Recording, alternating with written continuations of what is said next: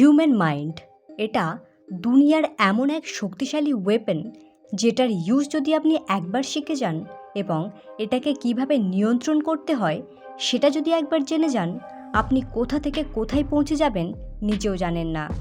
Human মাইন্ডের এই behaviour এবং স্টাডিকেই আমরা হিউম্যান সাইকোলজি বলে থাকি, যেটা business, dealing with people, relationship, ফ্রেন্ডশিপের মতো লাইফের প্রতিটি অ্যাসপেক্টে ব্যবহৃত হয়। আজকের ভিডিওটিতে 4টি এমন সাইকোলজিক্যাল ট্রিক্সের ব্যাপারে বলবো যেটা আপনি প্র্যাকটিক্যালি ইউজ করতে পারেন নিজের লাইফে। তবে তার আগে ডিসক্লেমার, এই ট্রিক্সগুলি যদি আপনি মিসইউজ করেন, অ্যাবিউজ করেন বা রংলি ইউজ করেন তাহলে লোকের সামনে আপনি আনঅ্যাট্রাক্টিভ প্রমাণিত হতে পারেন। লোক আপনার প্রতি ইমপ্রেস হওয়ার বদলে চটে যেতে পারে। তাই সঠিকভাবে সঠিক ইন্টেনশনের সাথে ট্রিক্সগুলি ইউজ করবেন। So now let's get into the video. Number 1, admit and accept. আপনি যদি একটু নোটিস করেন দেখবেন মুভিতে হিরোকে বেশিরভাগ ক্ষেত্রেই মিডল ক্লাস হিসাবে দেখানো হয়, যে আমার মতো আপনার মতো, কিন্তু ভিলেন সবসময় বড়লোক বাবার বখাটে ছেলে, যার পয়সা আছে, পাওয়ার আছে। কিন্তু তা সত্ত্বেও এন্ডে হিরো ওই ভিলেনকে ঠিক হারিয়ে দেয়।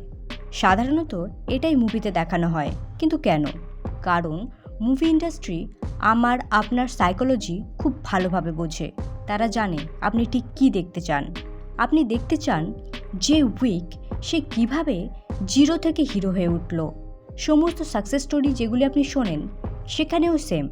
আপনি এমন মানুষের স্ট্রাগল শুনে মোটিভেটেড হন যে জিরো থেকে শুরু করে আজ কোটিপতি। এমন সাকসেস স্টোরি আপনাকে মজা দেয় না যেখানে কোনো ছেলে লাখপতি ঘরে জন্ম নিয়ে কোটিপতি হয়েছে, কারণ এখানে কোনো স্ট্রাগল নেই। সো বেসিক্যালি আমরা এমন মানুষকে সাপোর্ট করি যে উইক বাট অ্যাকশন টেকার, অর্থাৎ যার কাছে কিছুই নেই, যে দুর্বল কিন্তু সে হার মানার বদলে অ্যাকশন নিচ্ছে। এই ট্রিকটি আপনি রিয়েল লাইফে কিভাবে ইমপ্লিমেন্ট করবেন চলুন এখন সেটাই দেখা যাক। ধরুন আপনি কোনো জিনিস প্রথমবার করছেন বা ওই জিনিসটা আপনি একদমই পারফেক্টলি বা প্রফেশনালি করতে পারেন না।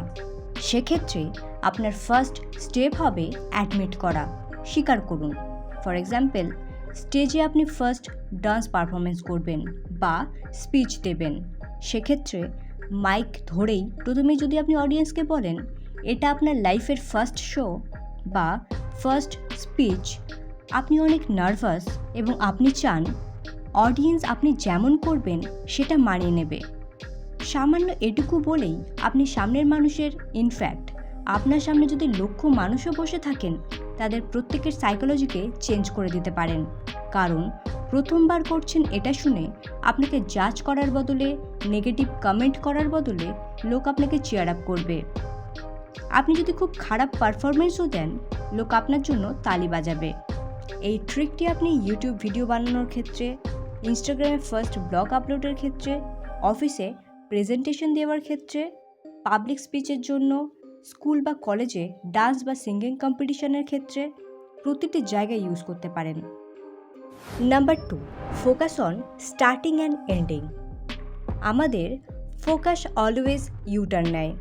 এটা স্টার্টিংয়ে হাইপার থাকে এবং এন্ডে সুপার হাইপার, কিন্তু মিডিলে ফোকাস, অ্যাটেনশন সব কিছুই ক্র্যাশ করে।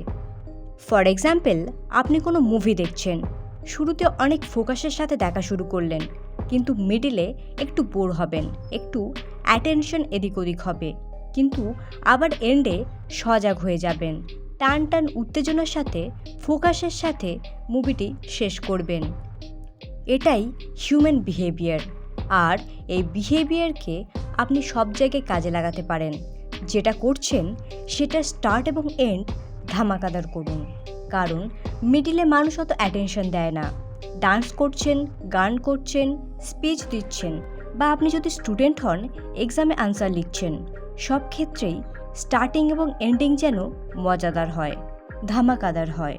যে কোনো কম্পিটিশনে জেতার ক্ষেত্রে এই ট্রিকটি মনে রাখুন। Number 3, instead of request challenge them.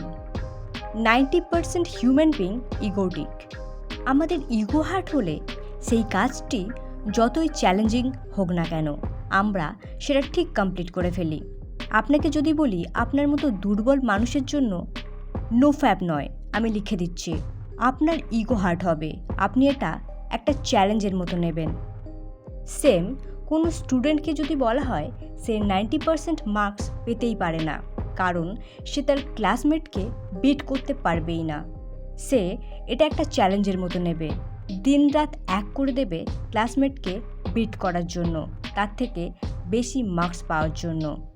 কোনো অ্যাথলিটকে যদি আপনি বলেন তার কম্পিটিটর তার থেকে বেশি শক্তিশালী, সে তাকে কম্পিটিশনে হারাতে পারবে না, এটা সে ইগোতে নেবে এবং 100% এফোর্ট দেবে যাতে সে ওই কম্পিটিটরকে হারাতে পারে।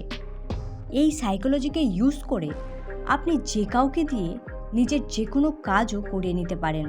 ফর এক্সাম্পল, আপনার কোনো হেল্প লাগবে, সেক্ষেত্রে তাকে রিকোয়েস্ট করে যখন কাজ হবে না তাকে চ্যালেঞ্জ দিন, বলুন, ভাই তুই আমাকে এই ব্যাপারে হেল্প করতেই পারবি না, তোর পক্ষে এটা সম্ভবই নয়। সে ইগো স্যাটিসফাই করার জন্য কাজটি ঠিক করে দেবে। এটাই হিউম্যান সাইকোলজি। আমরা ইগোকে অনেক কনসাসলি নিয়ে থাকি এবং ইগো স্যাটিসফাই করার জন্য অনেক কিছুই করে ফেলি। Number 4, ask for an easy help to be friend. যে কোনো কানেকশন বিল্ড করার ক্ষেত্রে এই ট্রিকটি আপনি ইউজ করতে পারেন, সেটা ফ্রেন্ডশিপ হোক বা রিলেশনশিপ। তার কাছে কোনো একটা হেল্প চান যেটা খুব ছোট, যেটা সে ইজিলি করে দিতে পারবে। ফর এক্সাম্পল, জল চাইতে পারেন বা পেন, এগুলো বেসিক বাট ইজি। এরকম আরও অনেক কিছুই হতে পারে যেটা আপনি তার কাছে চাইতে পারেন। ফর এক্সাম্পল, হয়তো আপনি কোনো প্রজেক্ট করছেন, সেখানে তাকে বলতে পারেন হেল্প করতে। হেল্প করার পর তাকে জেনুইনলি কমপ্লিমেন্ট দিন, তাকে বোঝান যে আপনি অনেক গ্রেটফুল তার কাছে। এটার ফলে কি হবে, আপনি সামনের মানুষটিকে তার চোখে একজন ভালো মানুষ হিসাবে প্রমাণ করবেন, সে নিজেকে ভালো মানুষ ভাবতে থাকবে। আর আমরা সকলেই নিজের চোখে নিজেকে ভালো ভাবতে পছন্দ করি। এই ছোট্ট ট্রিকের মাধ্যমে যখন আপনি এই কাজটি করতে সক্ষম হবেন, সে আপনাকে ভ্যালু দেবে আর এর ফলে একটা কানেকশন বিল্ড হবে। আপনি এই ট্রিকটি যে কোনো ফ্রেন্ডস গ্রুপে ইউজ করে দেখতে পারেন। সো ফ্রেন্ডস, এই ছিল আজকের ভিডিওটি যদি ইনফরমেটিভ এবং ভ্যালুয়েবল বলে মনে হয় অবশ্যই সেটা আমাকে জানাবেন, এবং এরকমই সাইকোলজিক্যাল ভিডিও যদি আপনি পেতে চান তাহলে অবশ্যই কমেন্টে ইয়েস লিখে জানাবেন। So friends, thank you for watching this video. For more videos, please like, share and subscribe my channel Level Up Buddy.